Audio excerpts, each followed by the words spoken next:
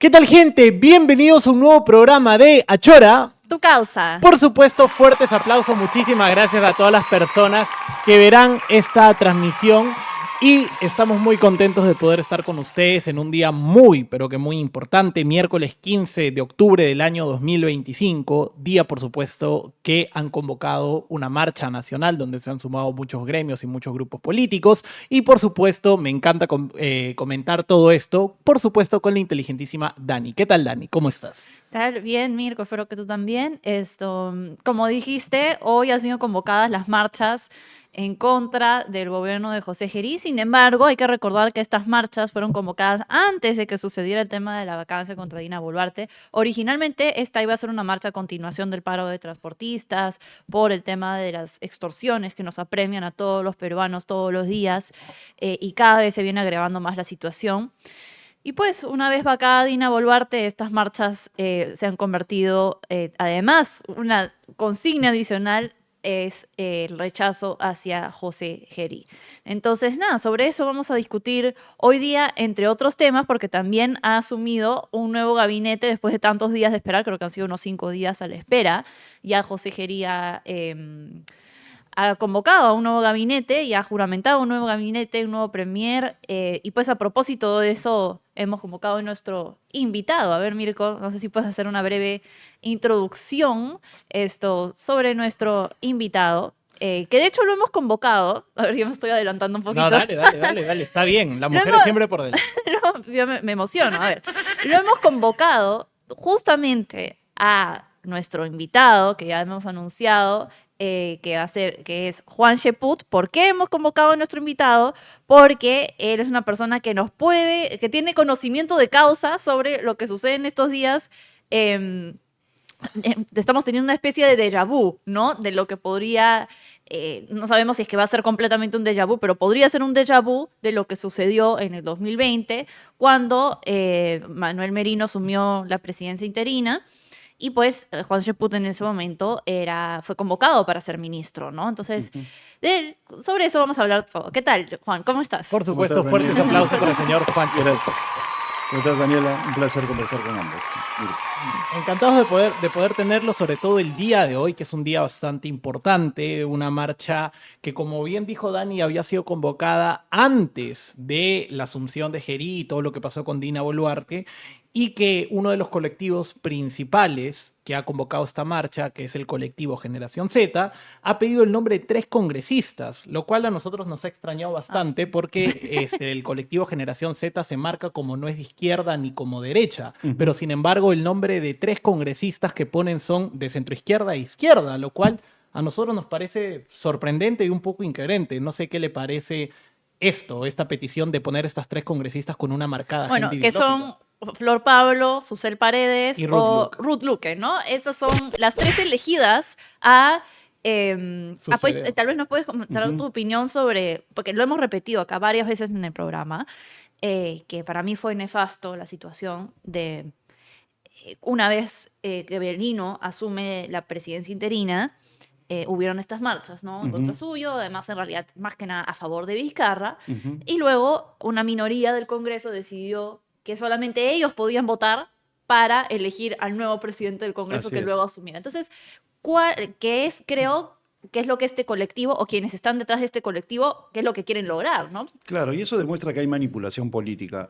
Mira, yo soy profesor universitario y he tenido la oportunidad de hablar con muchos jóvenes en estos días y no se sienten identificados, la mayoría de ellos, con esa propuesta. ¿En qué universidad te enseñas? Disculpa. En la Universidad Nacional de Ingeniería y en la Universidad de San Marcos. Tengo vínculos con alumnos ahí. Y bueno, en ese sentido, hay en estos momentos una suerte de desagrado por ese tipo de manipulación y la verdad es que ellos no se sienten identificados con esa postura. Ahora, la característica de la generación Z tiene que ver con que no existe un líder.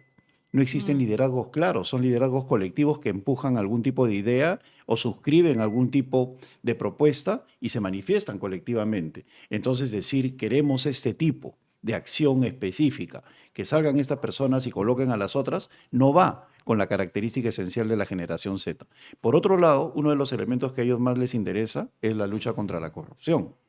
¿no? Y cuando vemos de que ingresan otras banderas en la protesta, en la marcha que van a hacer el día de hoy, pues definitivamente hay una influencia de un sector de la izquierda que no le ha gustado a la juventud. Y si a eso le agregamos un comunicado que ha salido ayer en horas de la tarde, donde los firmantes son todos personas vinculadas a la izquierda y que quieren hacer una especie de Merino 2.0, como lo llaman, pues eso genera mayor desagrado en un sector juvenil, a tal punto que ya hay manifestaciones de personas que dicen estar de acuerdo con lo que significa una protesta contra el nuevo presidente Geri, pero por otro lado ya no quieren ir a una marcha porque se les mezclaría con propósitos con los cuales no están de acuerdo.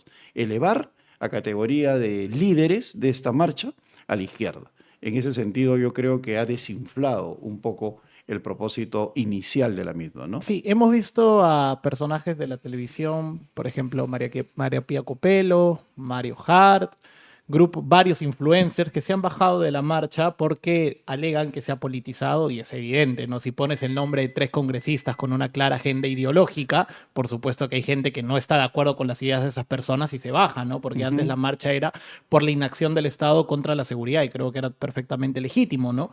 Entonces, ahora que existen estas agendas, ¿usted qué cree que va a pasar el día de hoy si tuviera que aventurarse? ¿Las marchas serán masivas? ¿Será una protesta pacífica? ¿O no influirán en el gobierno de Geri? Bueno, las marchas no van a ser livianas, de eso no tengo ninguna duda, porque hay un deseo de protestar, eso no lo podemos dejar de lado. Pero que lleguen a niveles de violencia como fue en el año 2020, no creo que lleguen definitivamente a eso, ¿no? Por varias razones. En primer lugar, yo creo que independientemente de la forma como llegó a ser presidente del Perú, José Geri, tiene un comportamiento completamente distinto al de Manuel Merino.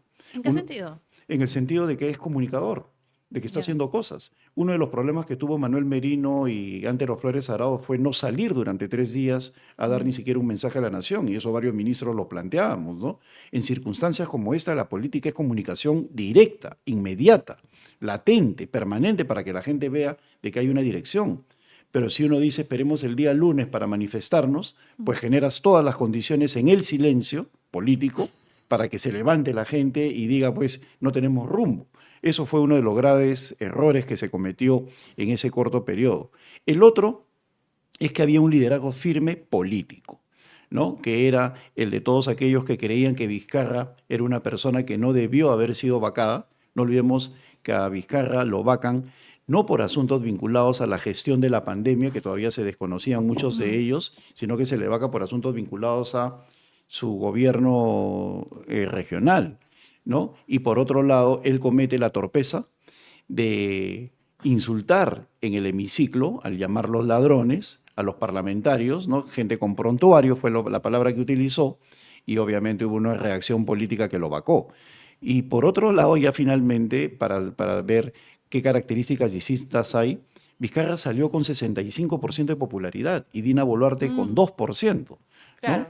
Entonces, hay diferencias sustantivas que creo yo no van a generar una salida del gobierno de ninguna manera. ¿De ninguna manera ve que el gobierno de José Geri vaya a ser afectado por estas marchas? Así lo puede decir categóricamente. Mira, yo creo así, en términos de experiencia política, que él va a continuar. ¿Va a acabar su gestión en 28 de julio de 2026? Mira, y hay otro elemento adicional, el apoyo del Congreso. El Congreso de la República es el que le quita la alfombra a Merino. Merino decide renunciar cuando 3 bancadas importantes anuncian públicamente, al igual que lo que pasó con Dina Boluarte, que él tenía que renunciar o lo vacaban. La primera que empezó fue la de Luis Valdés con APP, luego el fujimorismo y luego el mismo Acción Popular, ¿no? Salieron a manifestar su desacuerdo con el gobierno, hicieron eco de las marchas y plantearon la vacancia si es que él no renunciaba. Si el Congreso te jala la alfombra, ahí sí entras en crisis de gobernabilidad. Sí, aparte Total. Que varios ministros empezaron a renunciar en masa. Claro, ese es otro problema. Por eso yo estoy en contra cuando se dice todos los ministros tienen que ser tecnócratas, ¿no? Yo no renuncié, por ejemplo. Y cuando a mí me exigían que renunciara a través de los medios, recuerdo mucho una llamada de RPP de Mabel Huertas, en la cual me decía, ¿tú no has renunciado? Bueno, no he renunciado porque en primer lugar yo no voy a renunciar a través de los medios. Si yo renuncio conversando con el presidente y con el premier, ¿no? Y ahí les manifiesto mi desacuerdo y renuncio. Y me criticaron por eso y me exigían que renunciara y no renuncié. Cae el gabinete cuando renuncia el señor Antero Flores la mañana del domingo, como lo expresa en su libro Manuel Merino, y allí, al entrar en crisis el gabinete y ser imposible construir uno nuevo, es que no le queda otra cosa a Merino que renunciar el domingo en la mañana. Entonces, si no se hubieran dado esas circunstancias de debilidad política, el gobierno hubiera continuado. Por eso digo yo, es importante la política. Los tecnócratas son necesarios, yo no dudo que son necesarios. Pero en términos políticos, el temperamento, la cabeza fría, el entender la situación, el establecer vínculos con las bancadas, el conversar, el comunicar políticamente. La comunicación política es vital. Se sostiene un país sobre la base de la comunicación política. Mira Ucrania, hace 80 años Inglaterra, en la Segunda Guerra Mundial. Cuando se comunica, se establece un vínculo directo y la gente al menos tiene una percepción que algo se está haciendo. En esa circunstancia de hace unos años, de Manuel Merino, lamentablemente no hubo esa situación.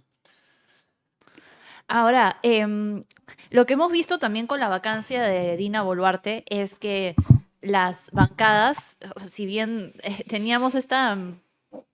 Bueno, muchos decían, ¿no? El gobierno de Dina Boluarte se sostiene por el apoyo congresal, especialmente del fujimorismo y Alianza para el Progreso, y vimos cómo lo que pareciera ser de un momento a otro, ¿no? Que pareciera ser de un momento a otro, voltearon su posición, ¿no? El día viernes pasado. Entonces, ¿qué nos asegura de que lo mismo no pueda suceder con José Gerí? ¿O lo ves como un estratega político más hábil que Merino? No, veo que lo van a sostener porque el gobierno sabe perfectamente que el Congreso no puede cometer la torpeza de volverlo a vacar. Y van a tratar de sostenerlo a través de un buen gabinete o de mejorar el gabinete en las próximas horas o días. Yo creo que el gabinete es mejorable, ya podemos hablar de eso más adelante, pero el Congreso sabe perfectamente que cometería un gravísimo error si le exige una carta de renuncia. Él surge de una decisión parlamentaria mayoritaria que decidió no cambiar la mesa directiva y por lo tanto lo tienen que sostener. Ahora, lo que podría darse es que el señor se siente incapaz, esa es otra cosa. Ahí está un poco difícil, ¿no? Porque creo que ya está bien animado, ya si podemos mostrar alguna foto de José Gerí, bien confiado en el señor presidencial, ¿no? Creo que ya... un montón de casos. Mira, un poco, hace poco... Además le ha pasado lo de López Aliaga. Te voy a decir una cosa. Hace tan solo 2 semanas yo decía que gente como Santibáñez he visto un montón. Soberbios, ¿no? Segurísimos, insultan, agreden, etcétera, etcétera. Y mira dónde está ahorita. Y decía de que ese señor va a tener un Waterloo de la noche a la mañana cuando menos piense y ahí van a ver su verdadera dimensión política. No existe. La encuesta del poder duró 4 días. ¿No? El número 4 terminó escondido, ¿no? Y aparecía en varios rankings, ¿no? Entonces, igual, Aníbal Torres, una persona muchachito loco, todo patán, ¿no? Insultando, agrediendo en el Congreso, ¿dónde está? Los ministros adulones de Pedro Castillo, ¿dónde están? Los ministros adulones, ¿dónde están Morganquero? De esa gente he visto un montón. Entonces, las circunstancias iniciales pueden hacerte ver confiado, pero la realidad entra como el viento por la ventana, ¿no? Y te bota todos los papeles de la mesa. Entonces, lo que estamos viendo hoy día son simplemente los primeros movimientos de José Gerí. Ojalá que se consolide.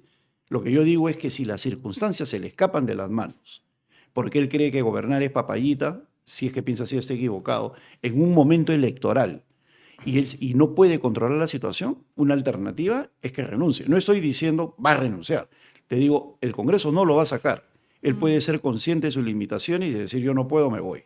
Sí, ¿no? Esa es otra cosa. Yo también quería preguntar, hace poco, quería hacer un símil entre López Aliaga y Gerí, porque les ha pasado exactamente lo mismo. Los hombres son presos de sus palabras, ¿no? En su momento, Rafael López Aliaga dijo, yo no voy a renunciar, te doy mi palabra porque mi palabra vale oro, y terminó renunciando. Nosotros hace una semana vimos unas declaraciones de Gerí cuando se voceaba que Dina Boluarte podría salir del poder. Le hicieron la pregunta de manera directa si él asumiría o renunciaría a la mesa directiva antes de asumir. Y dijo que por supuesto renunciaría y que no iba a asumir. Lo mismo dijo Dina Boluarte, ¿acuerdas? Lo mismo también dijo Dina Boluarte. Si vacan a Pedro Castillo, yo me voy con él, y al final entran al poder. ¿Por qué decir cosas que al final no vas a cumplir? ¿Por qué no ser ambiguo para evitarte estas vergüenzas? Hay un factor común en las 3 personas que han mencionado. Ninguno de ellos tiene formación política. Los tres son improvisados. Pueden venir de distintos campos, pero no tienen formación política. Mira, un político cuando declara busca varias cosas, ¿no? Un impacto en sus palabras, jamás se pone la soga al cuello, ¿no? Y por otro lado puede manejar las cosas con ambigüedad para no dar una certeza sobre una decisión a futuro.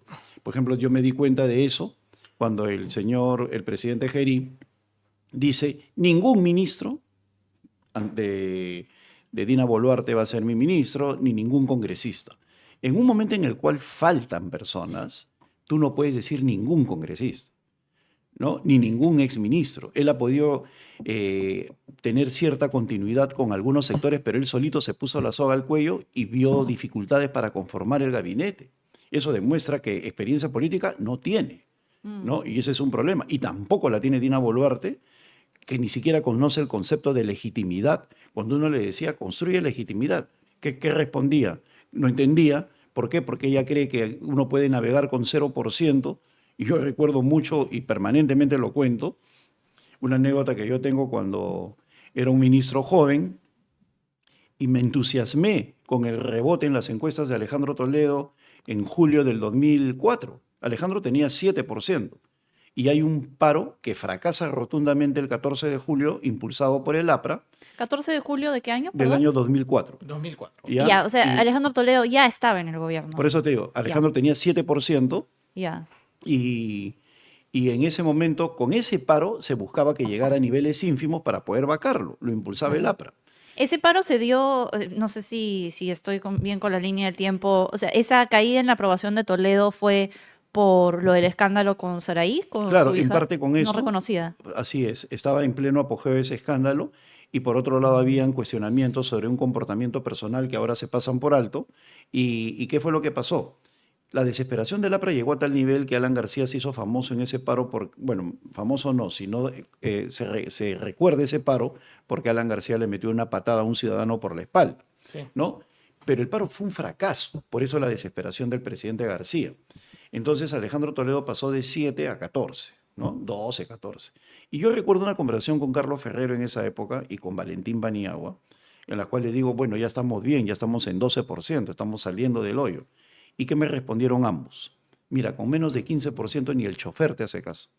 Entonces hay que construir gobernabilidad, aceptación, legitimidad. Entonces, cuando tú ves a la presidenta que dice con 2% estoy feliz, estoy bañada en manteca, no entiende que no influye en nadie. Si ponemos a 10 personas, significa que ni una le hace caso, o sea, estadísticamente hablando, ¿no? Si hablamos de 100 personas, solamente 2 le creen y 98 no. Así no puede gobernar. A tal punto de que ella podía dar un discurso en Naciones Unidas, reunirse con el Papa, que pasara lo que pasara, y ni siquiera aparecía en los periódicos. Esa es la dimensión política. El señor Eduardo Arana daba un mensaje a la nación con todo su gabinete y no salía ni en la página 7 de cualquier periódico. No, ¿por qué? Porque no entienden lo que es legitimidad. Y el señor Geri está empezando con un porcentaje muy bajo. Él tiene que construir legitimidad. Ha hecho una buena elección, creo yo, con el actual presidente del Consejo de Ministros, pero fundamentalmente para generar un cambio en la sociedad respecto a él, y si quiere sobrevivir, él tiene que salir de los niveles casi nulos de popularidad que tenía la señora Boluarte. Ok, de acuerdo con eso, yo quería, no sé si quieres hacer las preguntas de antecedentes o ya directamente. Bueno, justo estábamos hablando sobre Toledo para hacer una pequeña... un símil. No un símil, sino, a ver, queremos continuar hablando sobre el tema de Gabinete Geri y todas esas cosas, por supuesto, pero también en este programa estamos muy interesados en recordar la historia, ¿no? Entonces, claro, porque ya veo que vamos a estar hablando del tema de Geri y de las marchas durante todo el programa, pero para hacer una pequeña pausa, a lo mejor podemos hacer recordar, porque mencionabas que fuiste parte del gobierno de Alejandro Toledo, del ministro de Trabajo. Entonces, ¿nos puedes contar tal vez cuál fue su experiencia durante el gobierno de Toledo? ¿Qué te hace pensar que ahora pues Toledo está sentenciado, ahorita mismo está en la cárcel y todavía con un juicio pendiente, o sea, en el transcurso, ¿no? Con el caso de Coteva. ¿Cómo ves, o sea, a la luz de tu cercanía con Toledo al pasado, ¿cómo ves su condena y todo ese inicio de la política que tuviste y cómo has ido evolucionando? Empiezo por el lado de la condena, ¿no? Yo lo voy a visitar, lo he ido a visitar en varias oportunidades y la verdad es que me apena. Voy como ser humano porque creo que a una persona no se le puede abandonar en circunstancias como esta. Yo soy de los que piensa y defiende que ha sido el mejor gobierno de este siglo y en ese sentido no tengo ningún inconveniente en señalarlo y en debatir con cualquier persona de este siglo, ¿no? Mejor que el de Alan II. Por supuesto, Alan García tuvo la gran ventaja de tener precios extraordinarios de los minerales y aún así un año cayó la economía, el crecimiento de la economía 1%. Pero fue en la crisis Ahora, del 2008. las últimas, ¿perdón? Fue la crisis económica del 2008, obviamente. Claro, pero la afrontó Todas de las esa economías manera. cayeron. Claro, pero también uno gozó del beneficio de los minerales. Ahora, yo creo que en todo caso fueron 120 meses, para no quitarle méritos al presidente García, de crecimiento continuo, ¿no? Durante esos dos gobiernos, 120 meses, o sea, hubo un proceso en el cual los dos presidentes no tuvieron reparos en continuar políticas públicas de largo aliento. Con Alejandro Toledo nacen los TLC, por ejemplo. Ahora, si ahora hay un boom de las exportaciones, es porque en esa época se impulsaron los tratados de libre comercio. Y no olvidemos que Alan García gana las elecciones diciendo: yo lo primero que voy a hacer es retirar la firma del Perú del Tratado de Libre Comercio con Estados Unidos, ¿no? Y la gente aplaudió y ganó. ¿Y luego qué hizo? No solamente ratificó la firma, sino impulsó otros tratados de libre comercio, ¿no?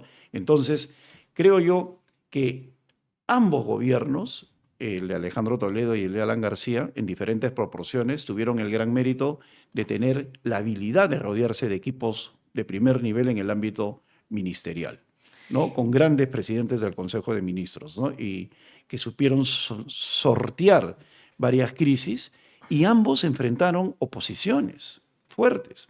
Alejandro Toledo enfrentó una oposición formidable del APRA, pero formidable. O sea, uno no podía respirar. Y en el caso de Alan García, enfrentó la oposición en menor nivel, porque era un poco inexperta en términos políticos, de Ollanta Humala. Pero creo que eso es bueno porque cuando hay oposición, te obliga a mejorar, ¿no? Sin embargo, Dina Boluarte no ha tenido nada de oposición y mira pues el desastre que es su gobierno. Y en esa época, por otro lado creo yo, en el gobierno de Alejandro Toledo, se demostró que nosotros tenemos un stock, por hablar en términos coloquiales, de economistas de primer nivel. La gente habla de Julio Velarde y me parece muy bien que hablen de Julio, persona a la cual también admiro y creo que ha sido un extraordinario presidente del BCR.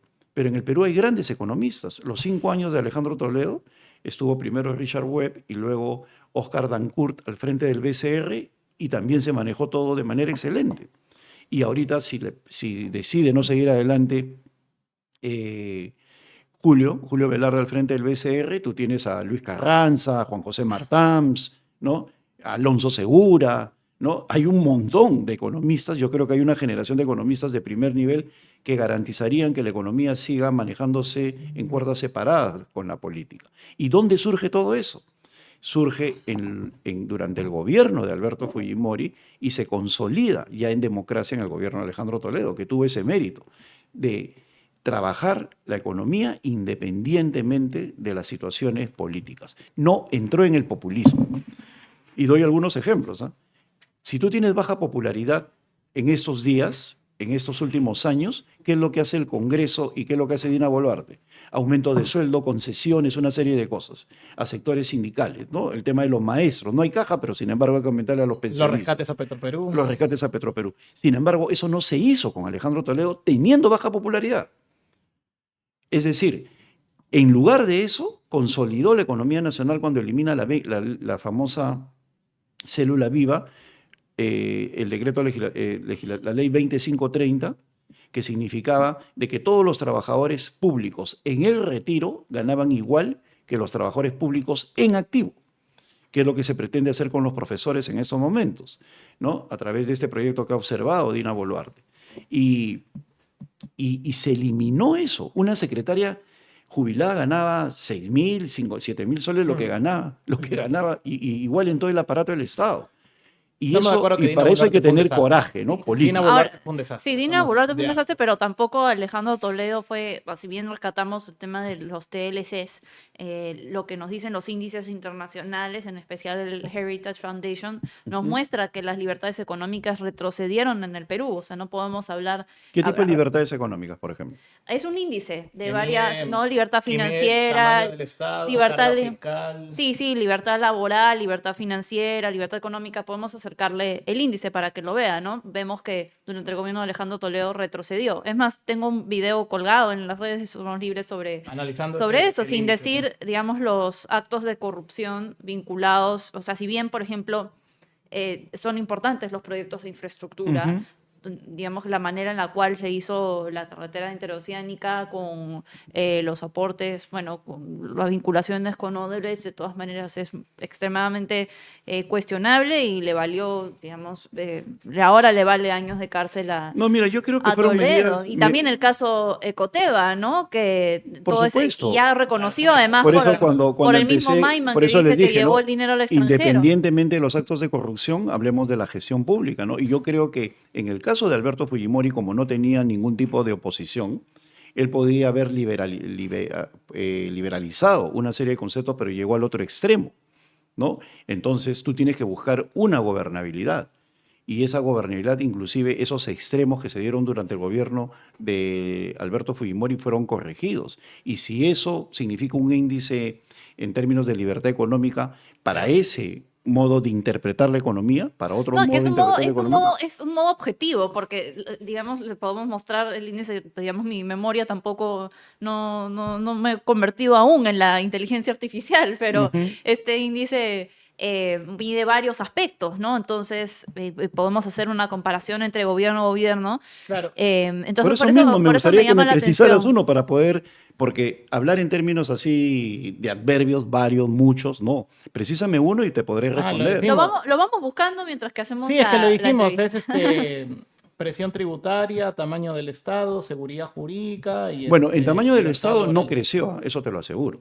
No estoy y seguro. En todo caso, mira, que lo que pasa es que se está confundiendo con lo que significa puede haber crecido el Estado en lo que se refiere a lo que significan los gobiernos regionales, que fue un incremento de la planilla a través de la creación de los gobiernos regionales, eso puede haber influenciado en el índice. Eso de descentralización nos parece bueno, el tema de la descentralización, solo que creo que se hizo rápido y mal. Yo hubiera optado por un federalismo absoluto.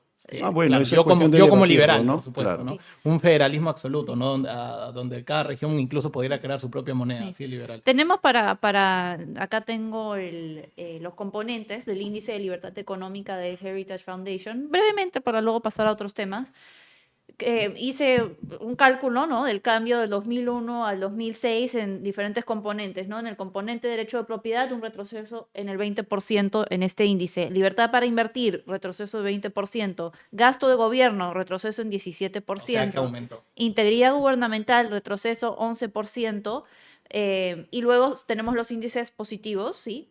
Libertad financiera, bueno, permanece igual, según este índice. Carga fiscal, una pequeña mejora de 0.2%, libre comercio 0.6% y la libertad de moneda, que seguramente pues tiene que ver también con claro, el mira, Banco eso Central, sí mejoró significativamente, ¿no? Para ver las cosas con objetividad. Y también si uno ve, por ejemplo, también el componente del índice del Banco Mundial, ¿no? También vemos cómo se retrocedió sobre estabilidad política, se retrocedió sobre efectividad de gobierno y Estado de Derecho, ¿no? Esto según organizaciones internacionales. Por supuesto, mira, y ninguno de ellos me asombra por una sencilla razón. Veníamos de una dictadura y la dictadura suele ser más eficaz porque simplemente hace lo que se le da la gana y no tiene ningún tipo de oposición.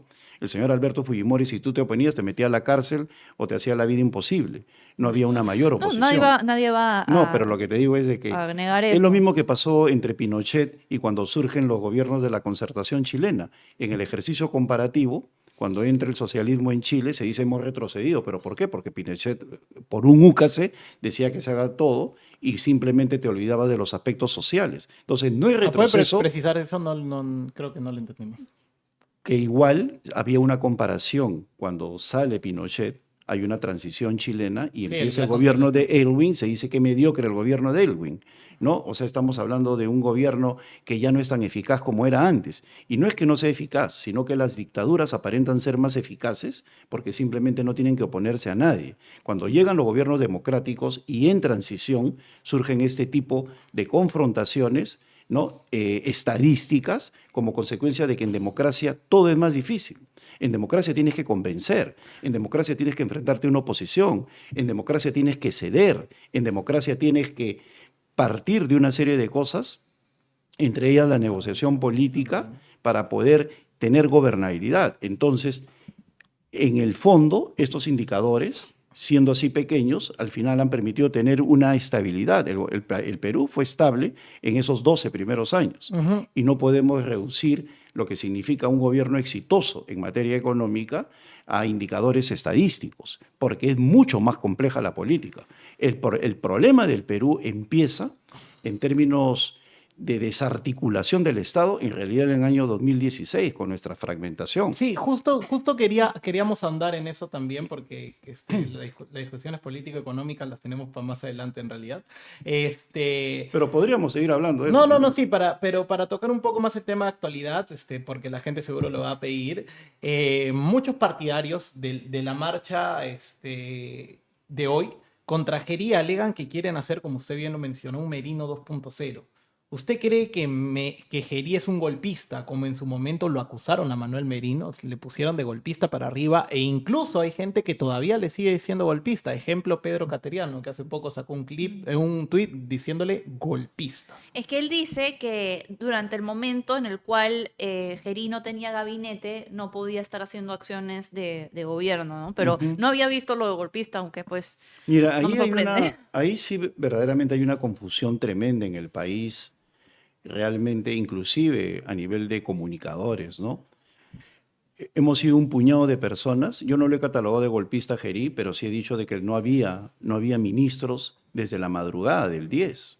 Eso lo sabemos cualquier persona sensata, que conozca la ley y que haya tenido un puesto en la función pública, ¿no? Juan de la Puente, Rosa María Palacios, Pedro Cateriano, el que habla, decíamos, ¿de qué ministros estamos hablando si no hay ministros? Un ministro no puede estar haciendo acciones más allá de las administrativas. Se tiene que limitar a entregar la llave y punto. Y eso, ni siquiera eso, ¿no? Sin embargo, hemos visto que el día lunes se ha aceptado la renuncia. ¿Qué renuncia? Revisemos las hemerotecas. ¿Acaso Toledo le aceptó la renuncia a los ministros de Fujimori?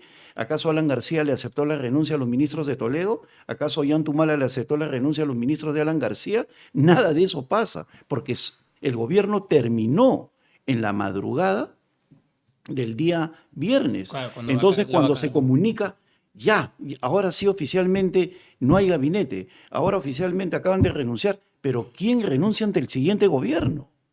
O sea, es una barbaridad. Claro. Y simple y llanamente lo asume todo el mundo como natural. Y encima sale una separata del peruano con nombramientos con fecha 3 de octubre, con una serie de dispositivos en varios ministerios de hace 10, 15, 20 días. Entonces, ese tramo es completamente ilegal y lo debería revisar Ernesto Álvarez, sin ninguna duda. Pero por otro lado, eso no significa ser golpista. Pues el golpe de Estado es otra cosa. Ahora, catalogarlo así, yo tengo mucho aprecio a Pedro, creo que es una exageración, ¿no? A Pedro Cateriano, creo que me decías que es el que lo ha catalogado así, sí, ¿no? Lo dijo. Creo sinceramente que no llega a esa categoría y Merino tampoco. Ambos son presidentes constitucionales, ambos surgen del Congreso en una sucesión legal. Otra cosa es la legitimidad que tienen que construir, ¿no? Estamos de acuerdo, estamos totalmente de acuerdo descartamos totalmente las tesis de que Merino fue un golpista o Gerí es un golpista. ¿No, Dani? Sí, o sea, por el mecanismo de sucesión constitucional fue respetado, ¿no? En ambos casos. En ambos casos. Que tengan poca popularidad o que hayan llegado al Congreso con pocos votos, es diferente a decir, o sea, cuando se habla de golpe de Estado, se habla de quiebre constitucional. Y en este caso, nos puede o no gustar Manuel Merino, nos puede o no gustar José Gerí, pero se han respetado la Constitución. Sí, otra discusión sería si se hizo lo políticamente, no quiero decir correcto, pero lo políticamente sagaz, ¿no? Porque yo, por ejemplo, lo comentábamos en este programa, estábamos comentando, si hubiera sido más oportuno tal vez convocar a una nueva elección de la mesa directiva y de esa nueva elección tal vez extraer, digamos, al nuevo presidente, ¿no? Tal vez eso hubiera sido tal vez más oportuno políticamente, pero parece que no se llegó al consenso, ¿no? Para lograr eso y pues, o sea, legales tal vez no es tan popular. Ahora, antes de seguir con las preguntas, me llega una notificación que el Poder Judicial acaba de rechazar el impedimento de salida del país de 36 meses para Dina Boluarte. Así es que bueno, a lo mejor Dina se va de vacaciones de nuevo, ¿qué sabemos? Ahora, quería hacer un pequeño acápite antes de pasar a la siguiente pregunta, que es que leí una noticia bastante interesante, una parte de análisis en El Comercio bastante interesante ahora en la mañana, que claro, a ver, nosotros sabemos, si es que se convoca una nueva elección a la mesa directiva, José Gerí sale de la presidencia, ¿no? Porque él ahorita es presidente encargado. Sin embargo, lo que podría suceder es que renuncien de manera separada, por ejemplo, no sé, pues Fernando Rospigliosi o quien ahorita mismo esté en la mesa directiva, ¿no?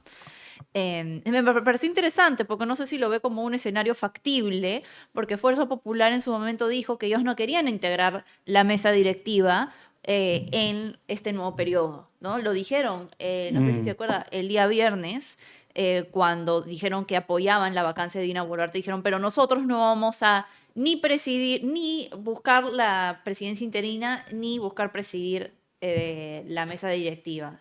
¿Qué piensa? ¿Cree que es un escenario factible, por ejemplo? No, yo creo que se van a poner de acuerdo. Ahí lo que sucede es que la presidencia del Congreso no quiere que se recaiga por la responsabilidad que conlleva en Fuerza Popular. Entonces hay dos opciones, ¿no? O renuncia Fernando Rospigliosi y se elige a un nuevo presidente, un nuevo vicepresidente, claro, ¿no? Que puede ser de otro partido. Ese es un escenario.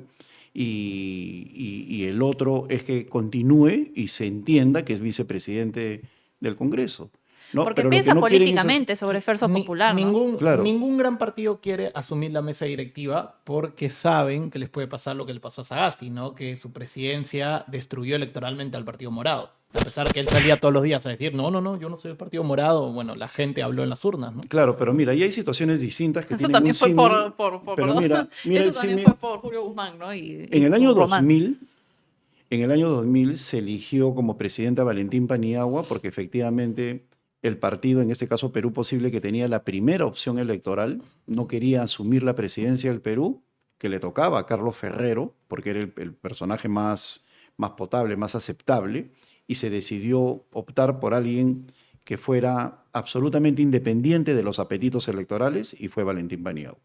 En ese sentido, yo le doy la razón a Daniela. Han debido hacer ese ejercicio antes de apresurar el proceso de vacancia.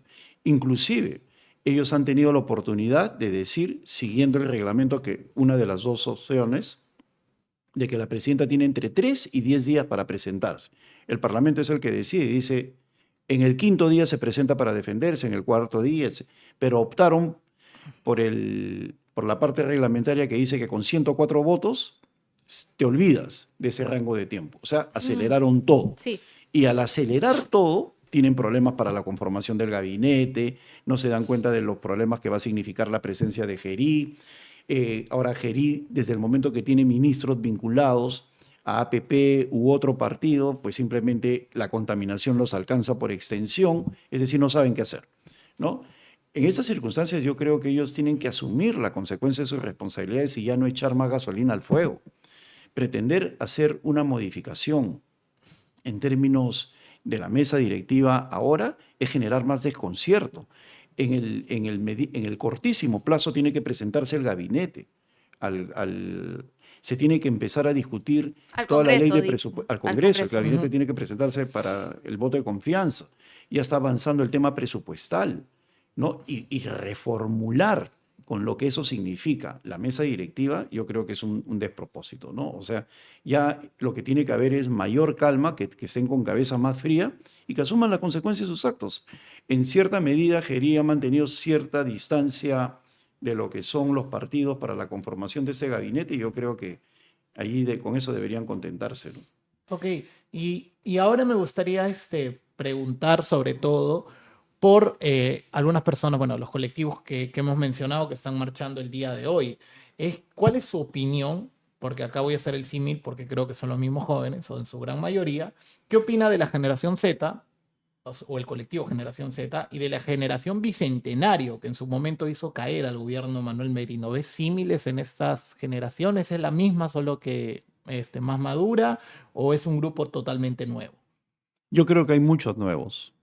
Yo creo que en estos 5 años ha habido profundas transformaciones, ¿no? Y creo que la forma como se comporta un joven de la generación Z, a pesar de la corta distancia de tiempo, es completamente distinta de lo que puede tener una persona que hoy tiene, el que tenía 20 años, el que tenía 25 años en esa época, ahorita tiene 30, ya está en otras cosas, ¿no? Es completamente distinto. Ahora, los límites entre generaciones son pocos, ¿no? Porque hay un elemento clave que son las redes sociales, que es el gran gatillador a través de la formación de opinión. Creo que estamos hablando de cosas distintas.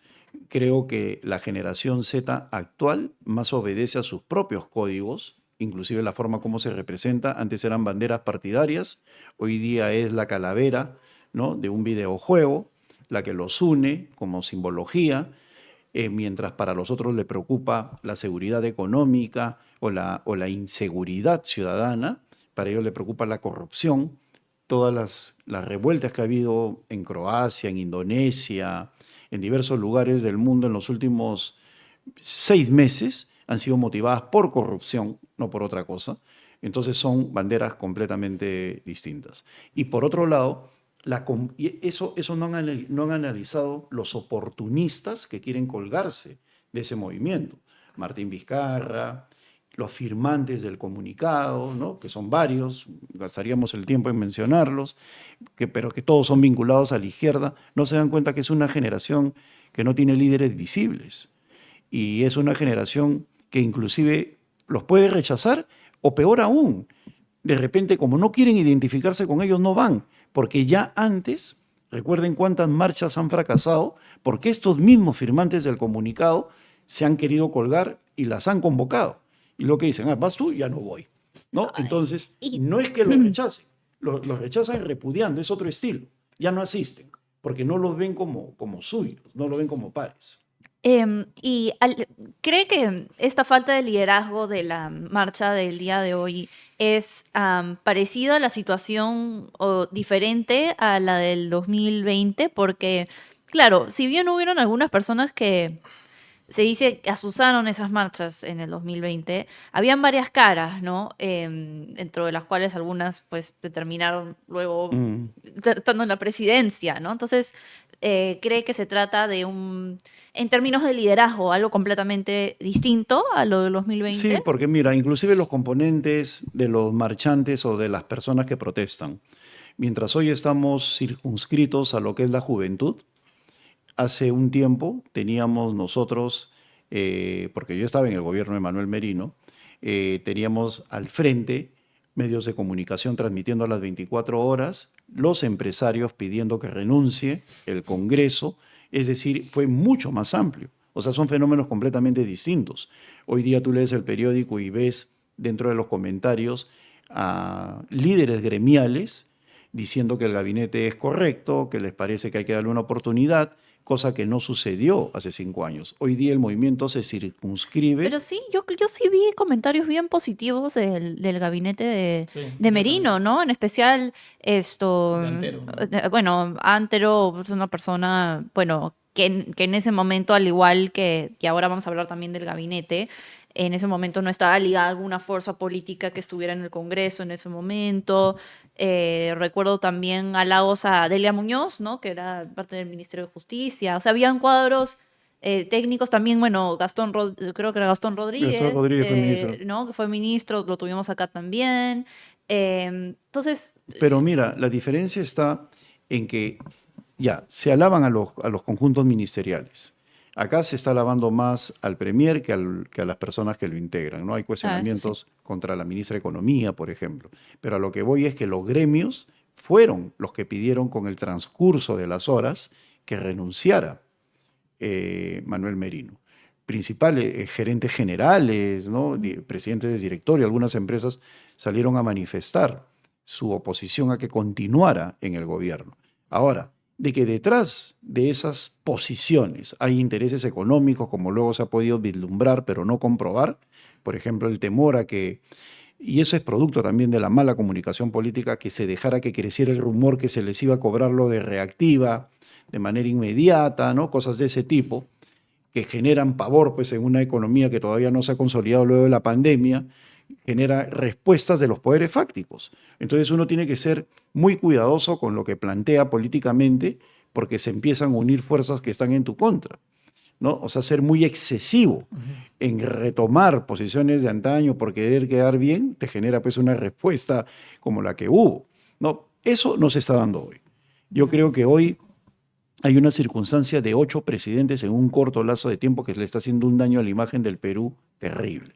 Y mira, yo he sido un opositor que reclamaba elecciones desde el 7 de diciembre del 2022 que asume Dina Boluarte, ¿no? Y aún más. Ahí están mis declaraciones cuando yo digo que un gobierno con las características del de Pedro Castillo y del Congreso simplemente no es viable. Y ese tema está resuelto desde Aristóteles, ¿no? Cuando la calidad moral es baja, no puedes generar un buen gobierno, tener un buen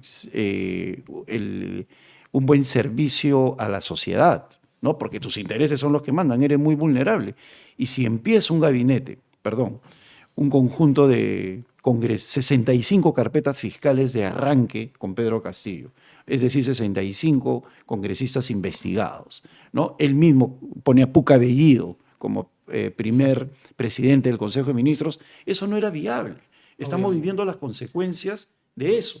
Y luego en el caso de Dina Boluarte, pues vemos que primero decide adelantar las elecciones, que hubiera sido lo mejor, hoy lo estamos viendo, y luego la convence Alberto Tarola a que no se marche, y ahí estamos lamentablemente viendo las consecuencias de esa pésima decisión, que fue apoyada por empresarios, que fue apoyada por sectores de la sociedad civil, o sea, que creen que el tema moral se puede subordinar y meter debajo de la alfombra. Sí. Y hablando justo del tema moral, yo quería hacer esa introducción a la pregunta, ¿por qué? Porque el señor Gerí tiene varias denuncias, entre ellas una por corrupción y otra por desacato a la autoridad, pero el ojo de la población no ha estado en esas denuncias, ha estado en una denuncia que fue archivada, que es por presunta abuso, ¿no? hacia una mujer. Y no solo eso, sino que hemos visto en redes sociales que se han viralizado tweets suyos de hace mucho tiempo y se han viralizado las cuentas de Instagram que seguía. Y sobre todo las críticas han venido del sector menos esperado, han venido de la izquierda progresista, que son los abanderados de la libertad sexual y que temas como el sexo dejen de ser tabú, y son los que más lo han criticado justamente por esto. ¿No ven una contradicción en estos sectores con sus críticas, que siempre hablan de que el sexo no debe ser tabú, de que hay que tener libertad sexual, y parece que en estos días se han convertido en los más puritanos del mundo? Claro, y se han convertido también en gente que han demostrado su doble medida, ¿no? Porque cuando atacan a alguien de la derecha, una mujer, no dicen absolutamente nada y ahora hablan de cosificación de la mujer. Mira, yo no soy de las personas que va a criticar a alguien por sus twitters del pasado, y menos aún cuando no eras funcionario público ni cosa por el estilo. Sabemos que las redes sociales muchas veces sacan a la luz expresiones de las cuales se arrepienten. Uno mismo le habla a sus hijos por lo que lee, ¿no? Oye, los headhunters ahora revisan tus redes, qué has hecho, qué has posteado, etcétera, etcétera, ¿no? Entonces, ese comportamiento que debería estar en la esfera privada se hace pública con las redes sociales. No es en cierta medida determinante para evaluarlo hoy, pues todo el mundo tiene derecho a madurar. Pero lo que sí es grave, sí podría ser grave, es cosas que verdaderamente tienen sentido para un funcionario público, como es el desbalance patrimonial. Eso es lo que debería preocuparnos, las acusaciones que hay de recibir plata a cambio de modificar leyes, que es una acusación fiscal, que está vigente. 150.000 ¿no? O sea, eso es grave. Entonces, ¿qué pasa? Yo estaría feliz pues, que digan de que estoy siguiendo a una porn star, ¿no? Antes de decir, antes de que se den cuenta de que el verdadero chicharrón, ¿dónde está? Claro. En el incremento patrimonial. Y también tiene una acusación sobre eso, ¿no? Cuando encabezó la comisión de enriquecimiento presupuesto. súbito y el tema de haber recibido dinero de alcaldes o a cambio de leyes. ¿No? Eso es lo que se tiene que investigar y ese es el principal cuidado que tiene que tener Ernesto Álvarez. Yo creo que la figura de Gerí, en ese sentido, tiene que convertirse fundamentalmente en algo decorativo y, a pesar de que no está en la Constitución, convertir al presidente del Consejo de Ministros en una especie de jefe de gobierno.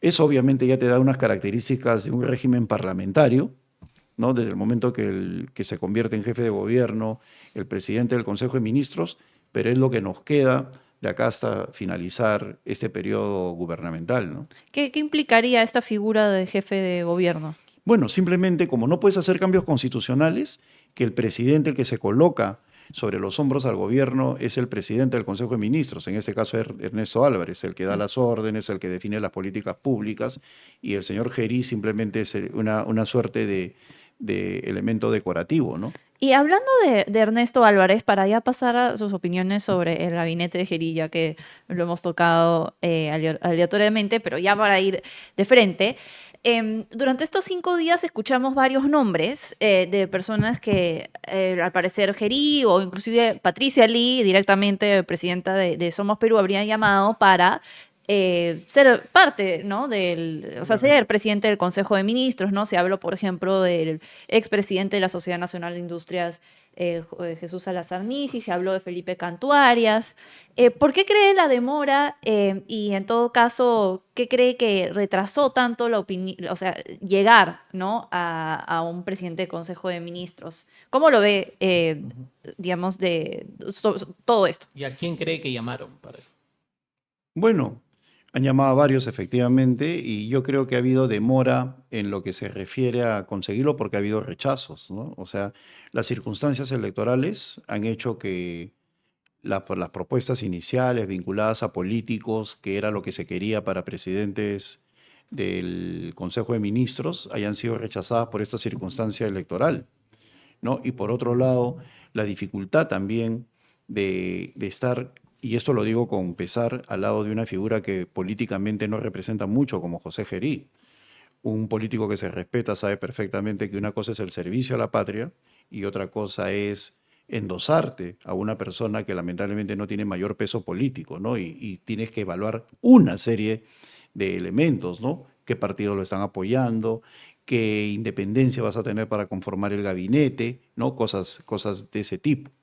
Y eso creo yo que es lo que ha hecho que se demore. Y fundamentalmente una aceptación inicial, creo que del señor Salazar, que luego de 2 días en las cuales se estaba conformando ya un gabinete, hacen que el día lunes él en horas de la mañana lo rechace, con lo cual se perdieron 2 días y medio, ¿no? ¿Esa información ha salido en los medios? Porque yo lo que leí fue simplemente que él había rechazado. El lunes en la mañana. Ya. Y lo que a mí me han informado, lo que he conversado, es que aparentemente él ya se había aceptado desde el día sábado, en horas de la tarde, y por eso es que el presidente Gerí anuncia el sábado o domingo, no recuerdo bien. ¿Verdad? Que iba a conformar el gabinete, que ya estaba conformando el gabinete, que no habían personas que pertenecían ni al Congreso, y lo digo con seguridad, que ni eran congresistas ni ministros y que lo iba a hacer en las siguientes horas. Y luego declinó y él mismo retrocedió el día lunes cuando le dan esta noticia, ¿no? De que ya no iba. Entonces ahí viene un proceso de apresuramiento para conversar con otras personas. ¿Y cómo son estos entretelones para conseguir no solamente al presidente del Consejo de Ministros, sino también a los ministros? Porque, bueno, usted ha formado parte como ministro, ¿no? de varios gobiernos. ¿Cómo se dan estos entretelones? Porque pues, nosotros desde acá, desde fuera, solamente vemos las noticias y vemos los vaivenes, pero ¿cómo se viven esos momentos? ¿El propio presidente levanta el teléfono? No. Hay políticos y funcionarios y funcionarios. Tú te das cuenta de inmediato de que tiene el peso de la propuesta, tiene peso la propuesta cuando te hablan en nombre del presidente. El presidente me ha encargado, hemos conversado con él, nos ha pedido que hablemos contigo. Nadie se atreve, y al menos en mi posición personal, a decirte eso sin que sea verdad, ¿no? Y por lo tanto te hacemos esa sugerencia. Y hay otros que llaman y te dicen, ¿te gustaría hacer? ¿No? Para proponerte. ¿Pero quiénes llaman? O sea, el nombre... No, ¿Cómo sabemos que es una persona realmente cercana? No, por eso te digo, no. Porque el círculo de Gerí es bien chico. No, pero si hablas de parlamentarios, Okay. ¿no? Y parlamentarios con peso, o políticos que pertenecen a partidos que tienen presencia en el Parlamento, ¿no? Y que tienen llegada y que son dirigentes, tú te das cuenta de que hay solidez en la propuesta. Por eso decía, hay niveles. Ya. Hay gente que te llama y te pregunta, oye, ¿te gustaría hacer para hablar? Por el chisme, ¿no? Ya para tantearte, ¿no? Para hablarte de la mitad. Pero cuando te llama, ¿no? Por encargo de... Y además, mira, nadie se atrevería a sugerirte un cargo así si obviamente no cuenta con el aval del presidente, ¿no?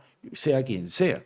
Imagínate que yo te digo, Mirko, he hablado con el presidente, me gustaría que seas ministro de Transportes y Comunicaciones, ¿no? ¿Mirko acepta?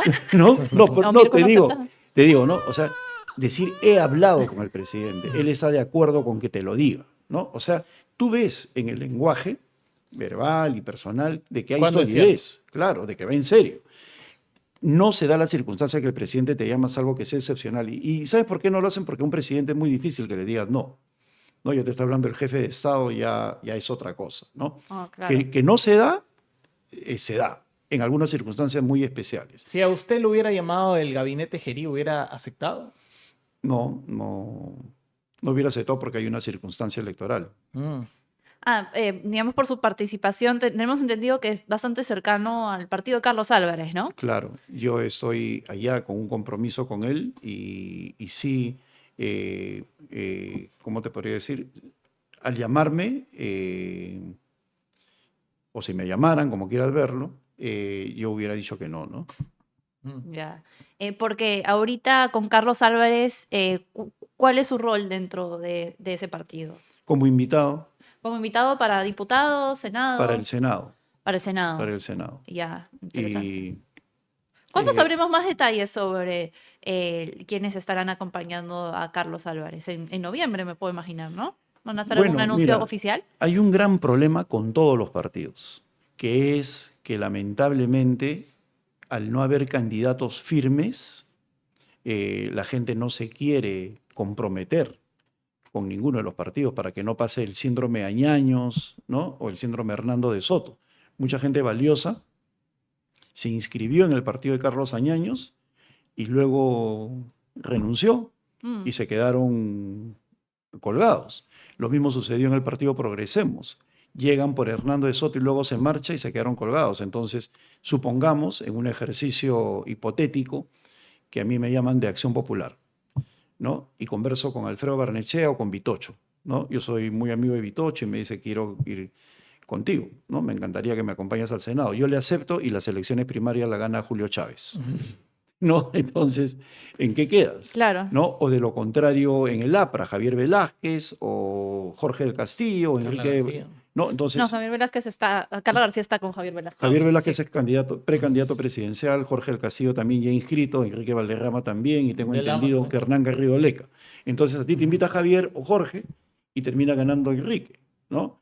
Entonces, a eso voy, que hay problemas en los partidos políticos en general. Entonces, eso se soluciona con las primarias, que son por delegados o por primarias, un voto universal, o sea, todos votan a más tardar en la primera semana de diciembre. Allí va a haber candidatos firmes y obviamente yo creo que en ese momento se va a cerrar filas ya con todos los que vayan al Senado, diputados, que máximo es un 20% del electorado, ¿no? Perdón, de la conformación de las listas. Y ese es otro problema, mira, este Congreso tiene la oportunidad de abrir la inscripción o modificar la ley electoral en lo que se refiere a la conformación de las planchas presidenciales. No puede ser, pues, que uno no pueda convocar a un invitado para conformar la plancha presidencial. Sí, ¿estás de acuerdo con eso? De la invitación, o sea, que no sean de otros partidos. Porque, que sean de otros partidos. ¿Y por qué estás de acuerdo con eso? Porque ahorita cuando menciona eso, yo me remonto al caso de PPK Vizcarra, que, claro, Vizcarra sí se inscribe en el partido PPK, pero una especie de pseudo invitado, ¿no? Que luego lo terminó traicionando. Yo te puedo contar esa historia porque estaba ahí. Él llega al final por invitación de un ministro, José Manuel Hernández, y al final quieren darle un toque provinciano a la plancha y lo meten y termina apuñalando. Pero mira, ese tema, la excepción no tiene por qué convertirse en la regla. En el Perú hay decepción con gran parte de las personas que podrían candidatear. Hoy día es un universo fijo. Entonces, ¿la ley qué podría decir? La ley podría indicar que el presidente, el candidato a presidente, tiene que ser militante del partido, pero uno de los dos vicepresidentes podría ser un invitado para enriquecer en algo las listas, pues hay gente valiosa que lamentablemente está fuera porque no es inscrita. ¿Y por qué no es inscrita? Porque ni siquiera se enteró de que hasta el 7 de julio del año pasado podías inscribirte, ¿no? Entonces... Bueno, sí estaba bien claro, ¿no? Julio, por lo menos en la campaña los medios decían... Pero no lo entendía. Mira, yo te puedo comentar de personas que han renunciado al PPC en febrero de este año pensando que podían ser candidatos al Senado y se han quedado fuera. ¿No? Por ejemplo, Javier González Olechea, una persona que podría ser valiosa en el Senado y que renuncia en febrero convencido de que podría postular. Para otro partido. Por otro partido como invitado. Entonces, y recuerdo esto mucho, lo cuento como anécdota en todo caso, que me perdone Javier, pero creo que es importante decirlo para que veas cómo gente valiosa se ha quedado fuera y que eso se podría recuperar con un cambio legal. Estamos en un almuerzo y él señala que podría ser candidato al Senado. Entonces yo le digo, ya no puedes porque no renunciaste el 23 de diciembre. Como él hay muchos que en esos momentos piensan que pueden ser candidatos y no pueden, ¿no? Entonces no ha habido una adecuada difusión y hay un grupo de peruanos valioso que se está quedando fuera de la jornada electoral simplemente porque renunciaron a destiempo. Mira, hubo problemas en el PPC, se fue Óscar Valdés, que podría ser también un excelente senador. Lucho Solari se quedó en Progresemos, que también podría ser un gran senador, y ahorita Progresemos no tiene posibilidades electorales. Si él renuncia, ya no puede ir por ningún partido. El Perú no se puede dar ese... Solo como invitado para Senado, para diputados. Ya no puede. ¿Ya no como invitado? No, por eso te estoy diciendo ya, al no haber renunciado al mes de diciembre, ni siquiera pueden ir como invitados. Ok, miren. Nosotros que estamos saltando las noticias todo el tiempo. Pero mira, si ustedes son informados... Yo pensé que solamente aplicaba para aquellas personas que van por listas. No, mira, supongamos de que la ley fuera más generosa. Lucho Solari quiere postular al Senado, ve que en su partido no hay renuncia y puede ir como invitado, como se ha dado antes. Mira, en el año 2011, 2016, en ambos momentos, pero pensando en el año 2011, le cerraron el paso a Lourdes Alcorta en el PPC y pudo postular por otro partido, por el Fujimorismo, que le abrió las puertas. Le cerraron el paso a Víctor Andrés García Belaúnde en Acción Popular y postuló, le abrió la puerta Alejandro Toledo en el 2011, ¿no? En la postulación de Perú Posible. Hoy eso no es posible. O sea, una persona valiosa que no puede postular por su partido no tiene posibilidades de ir invitado por otro. Y creo yo que la ley está hecha de manera muy draconiana e impide que se rescaten a personas que podrían ser valiosas en un próximo Senado, ¿no? Y antes de pasar a la parte final de la entrevista, que es sobre la militancia política, yo quería preguntarte si tú crees que debe haber una nueva sentencia del TC con respecto a lo que es la incapacidad moral. Porque ahora hemos visto que se ha vacado una presidenta en 24 horas, básicamente hasta de madrugada. ¿Se debería regular o tú crees que la sentencia del TC donde dijo que era competencia exclusiva del Congreso? No, yo sí creo en eso. Yo creo en el impeachment, en el juicio político. Otra cosa que está siendo mal aplicado y la palabra que has utilizado es la correcta. Se tiene que regular, pero no se puede eliminar el juicio político. Yo creo que hay elementos que permitirían regular a nivel del Parlamento el proceso político. Y eso pasa, por ejemplo, por decir, se tiene que respetar el derecho de defenderse entre 3 y 10 días y no con 104 votos poder vacar a un presidente sin darle tiempo a que prepare su defensa, ¿no? Y la defensa de un político no necesariamente tiene que ser en el hemiciclo, también puede ser con entrevistas, con un mensaje a la nación, hay que darle la oportunidad. Pero el juicio político, que es importante y que tenemos que entender que es valioso, tiene que continuar. Mira, tú no necesitas una carga penal para poder sacar a una persona a través del juicio político. Basta con que sea indigno para el cargo. Entonces, si una persona se convierte en indigna para el cargo por un comportamiento recurrente, tiene que salir, si no hace mucho daño, ¿no? Y en ese sentido, anular esa figura me parece mal. Lo que hay que hacer es regularlo. ¿Y dónde? A través del reglamento. ¿Pero cómo lo regularía en todo caso? Sí. ¿Qué es incapacidad moral? Bueno, la incapacidad moral, o en todo caso precisarla, la incapacidad moral permanente está muy bien definida y eso es en todo el mundo, es igual. Lo que pasa es que acá estamos en el país de las interpretaciones diversas. La incapacidad moral es simplemente ser indigno para el cargo a través de un comportamiento recurrente que no necesariamente constituye una falta jurídica. Si tú ves a una persona que habla permanentemente en estado de descomposición alcohólica o de drogas, habla, ¿no? Se presenta en ese estado o agrede a una mujer o comete faltas contra la moral pública, ¿no? Miccionando, como es un ejemplo que aparece en una revista públicamente. Entonces, no es una falta de repente legal, pero no te puedes comportar así. Entonces, la ausencia de ese criterio político hace que la Comisión de Ética en el Congreso no funcione para la sanción, porque la abogadización del debate nos ha llevado a eso, ¿no? A que se diga, no, como no está en la ley, lo puede hacer. Mira el ridículo que se hizo, porque hicieron el ridículo cuando la presidenta Dina Boluarte se ausentó, ¿no?, de sus funciones como consecuencia de una operación estética. ¿Y qué decían sus defensores? ¿Acaso cuando uno duerme no se ausenta?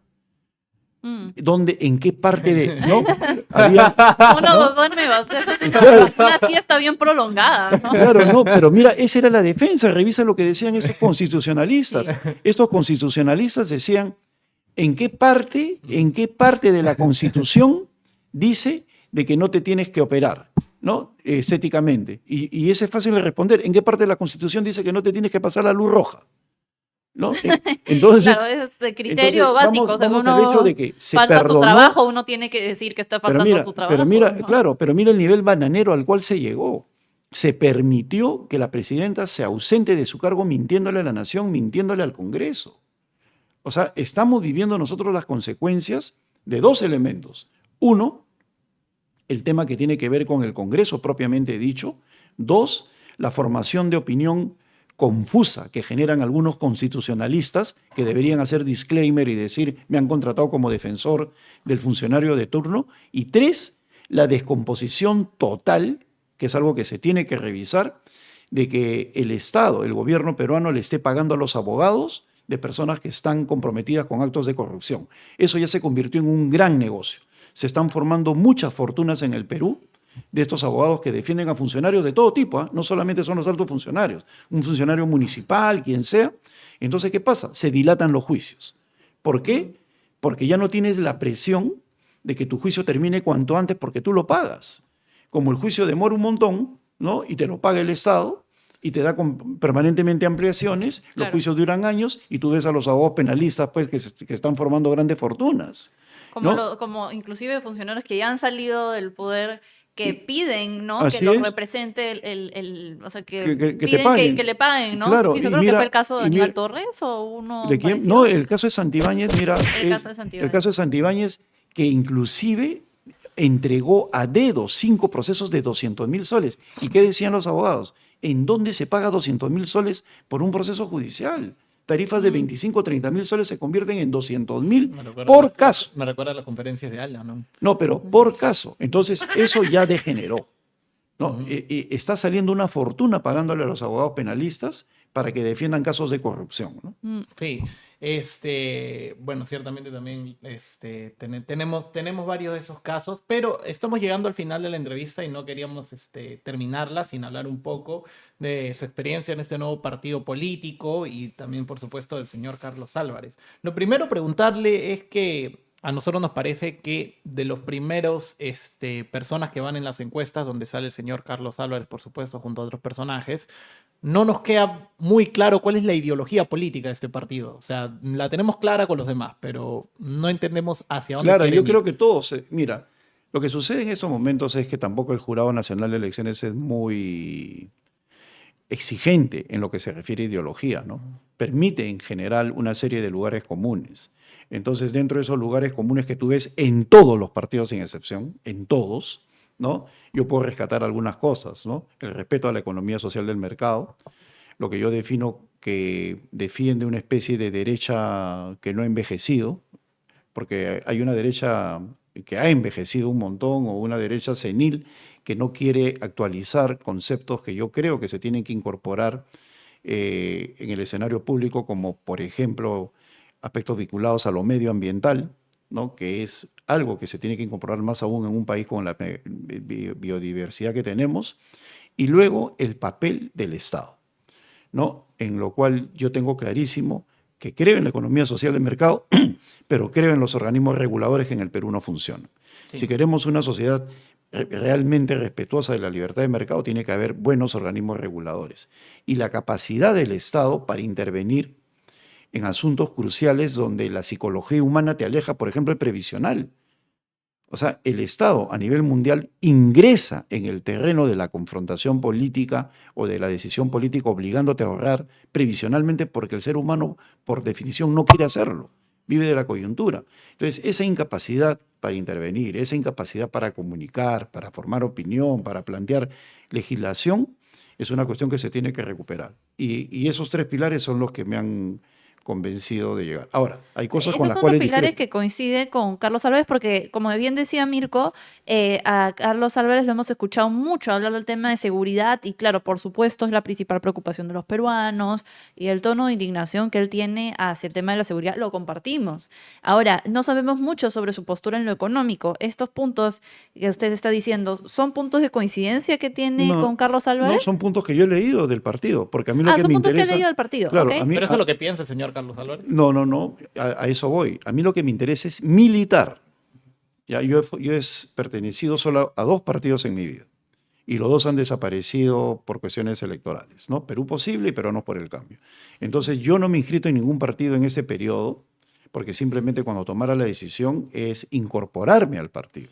Y para eso obviamente tengo que leer sus estatutos, ¿no? su línea programática, que pienso contribuir a enriquecer, ¿no? Ahora, creo que no es el momento que ningún candidato esté planteando aspectos económicos. Va a llegar el momento para eso, por eso todavía no lo he escuchado a Carlos, en todo caso lo voy a conversar. Él se ha ceñido a lo que es la principal preocupación hoy en día, que es la de la seguridad ciudadana. Creo que es importante que sintonice con la opinión pública en eso y creo que eso lo ha colocado en el tercer o cuarto lugar. Y en todo caso hay temas discutibles todavía con él, como el tema de la pena de muerte, de la Corte Interamericana, que es algo que hablaremos más adelante, ¿no? Ok, de acuerdo. Bueno, si le puede extender nuestra invitación, Carlos Para que Álvarez venga está acá. invitadísimo a este programa para Bueno, poder... conteste el celular. para poder conocerlo más. Yo hace algunos años me crucé con él en Canal N, que él hacía una invitación de Milei, nos tomamos una foto. Entonces, bueno, nos encantaría poder tenerlo, sea como imitador o no imitador, pero si se pone imitador también le vamos a hacer preguntas sobre economía, así es que si le puede tener nuestra invitación, sí, le agradeceríamos mucho, porque en realidad queremos saber más... O sea, más profundidad sus propuestas y su ideología política, porque especialmente, como usted menciona, siendo puntero, ¿no? En las encuestas y tal vez vaya a subir aún más, porque es un personaje que rescata muchas simpatías, ¿no? Cómico, además es inteligente, ¿no? Queremos saber más, entonces, bueno, y tal vez ya una última pregunta, si Mirko no tiene alguna otra. Sí, vale. Se dice que está interesado en la militancia en este partido. ¿Qué otros militantes lo acompañan? ¿Qué otras personas se están sumando a este movimiento? Y si ve que puede entrar con fuerzas, porque sabemos que un presidente no gobierna solo, como habrá visto en su experiencia en el 2016 con esa bancada pequeña que tuvo PPK, hubieron complicaciones, ¿no? En el tema gubernamental. Entonces, ¿Cómo ve usted esa Bueno, situación? una de las cosas por las cuales yo me acerco a País para Todos es porque hay muchos ex militantes de Perú Posible. Ok. Perú Posible a inicios de este siglo, como decía en su momento Kotler, era uno de los partidos, el partido de masas de ese siglo, ¿no? Solo que estalló como consecuencia de los delitos que se cometieron o los problemas que generó Alejandro Toledo, pero generó una diáspora que está en varios partidos. Inclusive el actual presidente de País para Todos fue secretario de Juventudes cuando yo era secretario de Política. ¿De Perú Posible? De Perú Posible, ambos, ¿no? Ok. Entonces, Ya. cuando yo me acerco ahí veo a mucha gente vinculada a lo que fue Perú Posible hace, y eso es lo que me acerca. Ahora, yo tengo entendido de que hay varias personas que están en estos momentos acercándose a País para Todos. Ya. Hay muchos, ¿no? Nombres, no Te lo puedo. podría decir, te lo digo detrás de... No, lo que pasa es que no me siento en condiciones de decirlo porque están en proceso de negociaciones y se han acercado en esta última semana, ya los tiempos se están cerrando. Ah, ok. Es otro, Ya. para todos los partidos en general, entonces los invitados se convierten, ellos mismos ya tienen un deadline, ¿no? O sea, Ujú. tienen que estar cerrando ya con los partidos para que de esa manera puedan postular en el 2026. Sí, y yo tenía unas últimas preguntas que era con respecto a, bueno, un poco el señor Carlos Álvarez. ¿Por qué? Porque hemos visto candidatos a la presidencia irse de temas políticos y meter temas personales, que en principio dijeron que no iban a meter temas personales y ahora, bueno, supuestamente están sacando del closet a todo el mundo. Hablo del señor Philip Butter, por supuesto. Ujú. Al señor Álvarez se le ha cuestionado por estos temas personales, se le ha preguntado, ¿usted cree que debería opinar sobre su vida personal, sobre todo en un país que sabemos que es muy conservador, independientemente de que nos guste o no? Es así. Bueno, es conservador, pero la juventud no, ¿ah? Y es la mayoría. Y yo creo que eso es un tema que, tratado debidamente, va a pasar sin ningún problema. Yo no creo que la cuestión personal se convierta en estos momentos en una especie de óbice sobre cualquier candidato. Que algunos lo quieran convertir en escándalo es algo que les va a rebotar a ellos mismos. La juventud hoy en día, que es mayoritaria, tiene conceptos completamente distintos respecto a la forma como una persona puede desenvolverse en su ámbito personal, ¿no? O sea, no lo veo yo como un problema. Más bien veo un exceso de dramatización y ese es el problema de algunos candidatos que se han congelado, son premodernos, ¿no? Por eso decía, es una derecha que ha envejecido y que no se actualiza. Por eso es que pierde a la juventud. O sea, ser de derecha no significa meterse latigazos en la espalda, ¿no? O sea, y ser estrictamente conservador. Y es uno de los elementos, ni tampoco, mira, y cuando se habla de que es imitador, pues, ¿quiénes son los que más imitan en el país? Y por eso le están quitando votación a la derecha. Los de la derecha, unos quieren ser Milei, otros quieren ser Bukele, ¿no? O sea, verdaderamente, es una falta de personalidad cuando nuestras realidades son completamente distintas. Haces un homenaje a Kerik, ¿no? Hace poco, al cual no asiste nadie porque nadie sabe quién es, ¿no? Entonces, se llega a esos niveles de ridiculización que creo yo van a pesar mucho en la campaña. Y como tú bien decías hace un rato, ¿no? El tema de equipos, de espaldas políticas, gravita mucho. Yo he participado en todas las campañas presidenciales desde el año 95, en todas, sin excepción, y sé de lo que hablo. Esto recién está calentando y va a pesar mucho lo que es el temple, la cabeza fría y la política. Lo que le pasó a Philip Butters demuestra que en Avanza País no hay políticos, pues ningún candidato va a una entrevista en vivo en una población rural. Porque a 2 cuadras dice, oh, está en vivo, vamos, está acá a 2 cuadras, ¿no? Y no necesariamente para que te agredan, puede ser el adversario que te quiere gritar, o tirarte un huevo, o hablar contigo, o entregarte un currículum, lo que sea, ¿no? No hay avanzada, ¿no? Es decir, la gente que llega antes para ver cómo está el ambiente, él va solo, demuestra que en Avanza País pues, no hay ni un político, ¿no? Así, campañas de ese tipo amateurs, ¿no? Improvisadas, no pueden continuar porque los que saben de campaña saben perfectamente que detrás de una entrevista o de una visita tiene que haber una visita política previa, ¿no? Entonces no ir así a ver qué pasa, ¿no? Hay mucha Entonces, improvisación, sí. claro. De acuerdo. Ahora, ya por último, ya que se mencionó el tema de la derecha conservadora, ¿cuál es su opinión sobre el que ahora es el puntero en las encuestas, Rafael López Aliaga? Y de su gestión municipal. Bueno, la gestión municipal yo he discrepado con ella, yo soy ingeniero y no puedo estar de acuerdo con ese tipo de forma como se han desarrollado las obras, que son un desastre. Fast track no significa hacer las cosas e ir descubriendo los problemas sobre la marcha. Yo enseño eso en la universidad, ¿no? Fast track significa que primero hago mis estudios previos y veo qué es viable, ¿no? Y según eso empiezo a construir, porque hay quienes dicen que fast track es empezar a construir, después, o sea, voy a construir un edificio en una esquina, ¿no? Y después me doy cuenta que estoy sobre un pantano. No, pues primero hago mis estudios previos y luego construyo. Por eso es que no están funcionando las obras. Y por otro lado, creo que tener 9, 10% a estas alturas es completamente insuficiente. Y no necesariamente es estar puntero en las encuestas, porque en realidad es un empate estadístico. Si uno tiene 10, otro 9, el otro 6, o sea, estás hablando de un triple empate estadístico. Y esto recién se va a definir cuando la gente tenga bien claro quiénes son los candidatos. Y mira, cuando entre a tallar la gente de Acción Popular, con oficio político, o del APRA, con oficio político, los candidatos, no digo los militantes, ya con oficio político, vamos a ver cómo aquellos que hablan ahorita sin polemizar van a poder desarrollarse. Porque una cosa es hablar solo, como están hablando ahorita, y otra cosa es ya en campaña hablar con alguien que te pueda responder al costado. Claro. Allí vamos a medir verdaderamente quién es quién, ¿no? Todavía recién se prende la campaña, como dice Juan Cheput. Y ya por último, ya que ya nos toca cerrar este directo, quiero leer una pequeña comunicación que hizo José Gerí el día de hoy. Dijo, para que las elecciones del 2026 sean seguras y garanticen la libre expresión ciudadana, resulta importante dialogar con diferentes entidades electorales, ¿no? El Jurado Nacional de Elecciones, la OMPE, la RENIEC, y los ha convocado a Palacio de Gobierno a las 3 de la tarde. ¿Por qué cree que está haciendo ahorita esto José Gerí? Seguramente por las marchas, ¿no? Para que no puedan decir que José Gerí dictadura o qué sé yo, ¿no? No, yo creo que esta convocatoria también tiene como objetivo llenar la retina de los ciudadanos para que no estén mirando solamente las marchas. Pero también. Él en esa reunión solamente puede informarse, si bien es cierto no es un poder del Estado el poder electoral, lo era.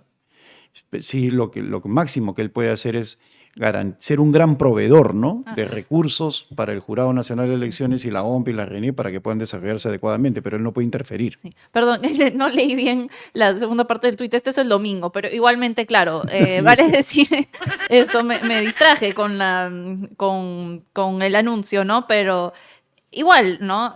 Que lance estos tweets es una especie Ahora, de garantía de que la reunión se va a dar, digamos, sobre Ahora, yo creo que él está en una condición. Él no es Trump, ¿no? Que a través de su red social se manifiesta, ¿no?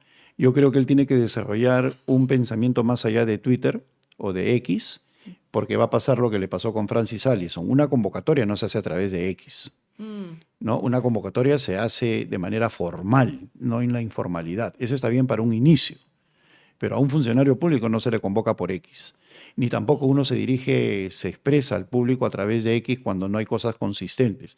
Yo creo que él tiene que empezar a ceder poder y comunicación a sus ministros y más bien brindarles el apoyo político necesario y abocarse ahorita, yo creo que es fundamental, a que cuanto antes obtenga el voto de confianza Ernesto Álvarez. No creo que sea bueno para el país que él espere 3 meses. ¿Por qué?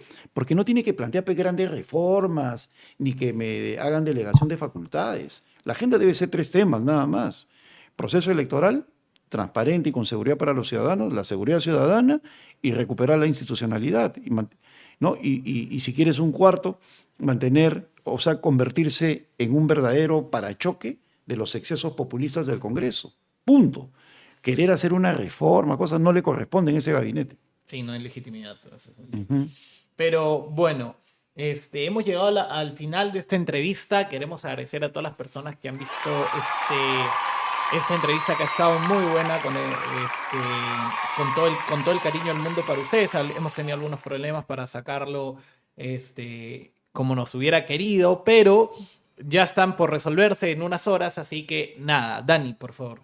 Sí, bueno, agradecerle a Juan Cheput por estar hoy día con nosotros. Creo que ha sido bien interesante, además, esta comparación que ha hecho entre Merino y lo que va a suceder el día de hoy con lo que le están llamando el segundo merinazo, pero acá diagnostica Juan Cheput que no se va a tratar de un segundo merinazo. Veremos si es que eso realmente se cumple, que rescatamos también su experiencia política y su observación política durante tantos años para ver esto con más agudeza. Así es que veamos si la predicción es correcta o no, y por ahí que podemos hacer un sorteo, ¿no? A ver quién gana. Así que agradecerle mucho y a todas las personas que se han conectado a ver esta entrevista y pues con nosotros hasta el día viernes. Gracias. Sí, muchísimas gracias, Renzo. Nos estamos viendo en la próxima oportunidad. Y con ustedes también será hasta la siguiente entrevista el día viernes, porque esto fue Achora. Tu causa. Hasta luego, gente.